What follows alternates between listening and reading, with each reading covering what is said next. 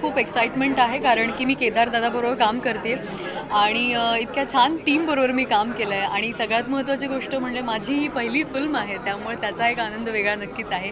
आणि त्याहीपेक्षा आनंदाची गोष्ट म्हणजे 1.5 वर्षानंतर आज आमची फिल्म रिलीज होते आहे, त्यामुळे मी खूप खुश आहे. विनोदी पठडीच्या नाही असं म्हणणार मी, कारण ही फिल्म जी आहे ती प्रासंगिक विनोदावर आधारित आहे. म्हणजे जे काही प्रसंग फिल्ममध्ये घडतात त्या त्या त्या गोष्टी ह्या लोकांसाठी खूप गंभीर असतात, पण लोकांना त्यावर हसू येतं.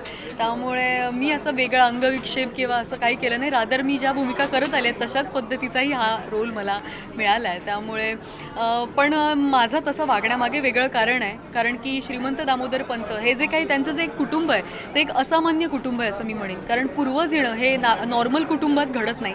आणि सुमन जे कॅरेक्टर आहे ती अशा असामान्य कुटुंबात वाढलेली मुलगी, खूप कन्झर्वेटिव्ह फॅमिलीत वाढलेली मुलगी, मुळात ती भिडस्त स्वभावाची नाही आहे. त्यामुळे ती फारशी बोलू शकत नाही तिच्या भावना, की तिचं एका मुलावर प्रेम आहे ज्याचं नाव मोहन आहे. आणि या सगळ्या परिस्थितीत तिला बघायला मुलगा येतो, तिचं लग्न ठरतं आणि मग त्यानंतर लग्नात घडणाऱ्या वेगवेगळ्या गोष्टी आणि पंतांचा ड्रामा या सगळ्यावर ही फिल्म अवलंबून आहे. आणि मला असं वाटतं अगदी खुसखुशीत आणि मस्त फिल्म आहे, तुम्ही बघायला प्लीज विसरू नका. अभिनय अभिनय अभिनय खूप खूप चांगला मुलगा आहे, मी खरंच सांगते. आणि अभिनयाची सुरुवात झाली आहे या फिल्मपासून, त्यामुळे मला माझ्या त्याला खूप खूप शुभेच्छा. आणि he is a very nice human being, त्यामुळे त्याचं नक्कीच सगळं छान होणार. All the best to you. जसं केदारदादा म्हणाला, श्रीमंत दामोदर पंत सिर्फ नाम ही काफी है. केदारदादांनी मला जेव्हा फिल्मबद्दल सांगितलं तेव्हा सगळ्यात पहिलं त्यांनी मला हेच सांगितलं की तुला एक सोलो सॉन्ग करायचं आहे. आणि हे ऐकल्यावर मला जरा असं म्हणजे भीतीच वाटली, जरा असं की सोलो सॉन्ग म्हणजे म्हणजे नक्की काय असणार आहे. तर तू जसा नाचतोस ना, मी तुला नाचताना बघितलं, जसा बिंदास नाचतोच तसा बिंदास नाचायचं आहे तुला.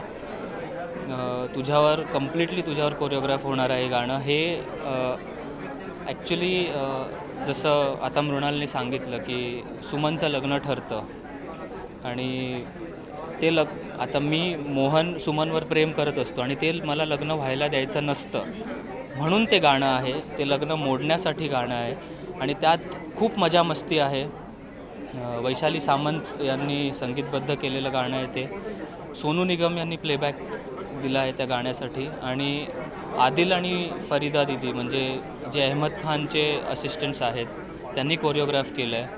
तर खूप मोठ्या स्केलवर शूट झालं होतं हे गाणं. आणि त्या गाण्याचा माझा पर्सनल एक्सपिरियन्स मी हे सांगेन की 2 दिवस मी नाचत होतो, जीव तोडून नाचत होतो. आणि सगळे कलाकार म्हणजे बुजुर्ग कलाकार, दिग्गज कलाकार सगळेच, म्हणजे भरतदादा म्हणा, विजू मामा, सुनील बर्वे, सगळे जेव्हा माझी एनर्जी ड्रॉप व्हायची तेव्हा सगळे मला चीअरअप करायचे तिथे उभं राहून. आणि ते मला खूप मोठी गोष्ट होती माझ्यासाठी की माझ्या एकट्यासाठी ते सगळे तेवढ्याच एनर्जीने, तेवढ्याच ताकदीने माझ्याबरोबर उभे होते. आणि गाणं नक्कीच तुम्हाला आवडेल आणि माझा डान्स पण आवडेल. श्रीमंत दामोदर पंत टायटल ट्रॅक मला खूप आवडतो आणि मॅचिंग दुर्दैवाने मला नाचायची संधी मिळाली नाही आहे. पण जेवढी मिळाली तेवढ्यात मी चान्स मारला आहे. मॅचिंग जे गाणं आहे त्यात मला नाचायची थोडीशी संधी मिळाली. अशा गोड गोजिरीला साजिरा पाहिजे, अशा गोड गोजिरीला साजिरा पाहिजे.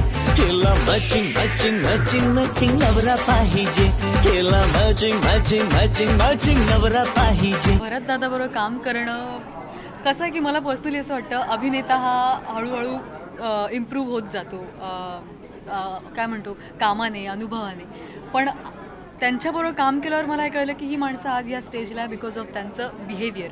आणि ते ज्या पद्धतीने त्यांनी आम्हाला सगळ्यांना ट्रीट केलं, ज्या पद्धतीने ते इतरांशी वागतात, बोलतात, तर त्यावरून मला असा अंदाज येतो की नाही, काही नाही जमलं तरी निदान एक चांगलं माणूस होणं फार गरजेचं आहे.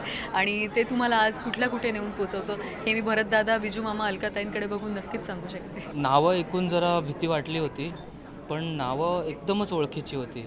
भरतदादा, विजू मामा, केदारदादा, अलकाताई, सगळ्यांनी म्हणजे सगळ्यांबरोबरच लहानपणापासून मी त्यांनी मला लहानपणापासून मोठं होताना बघितलं आहे. तर पहिल्यांदा त्यांच्यासमोर काम करत होतं तेवढंच फक्त दडपण होतं.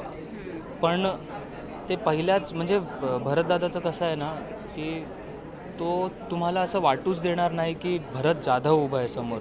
इतकं कम्फर्टेबल फील करता तुम्ही त्याच्यासमोर काम करताना. आणि मला कधीच असं कुठेच वाटलं नाही की म्हणजे मला जरा टेन्शन येतं आहे असं व्हायचं सुरुवातीला. त्यांनी एकदा मिठी मारली कानात, काहीतरी एक गुरुमंत्र दिला की सगळं ओके.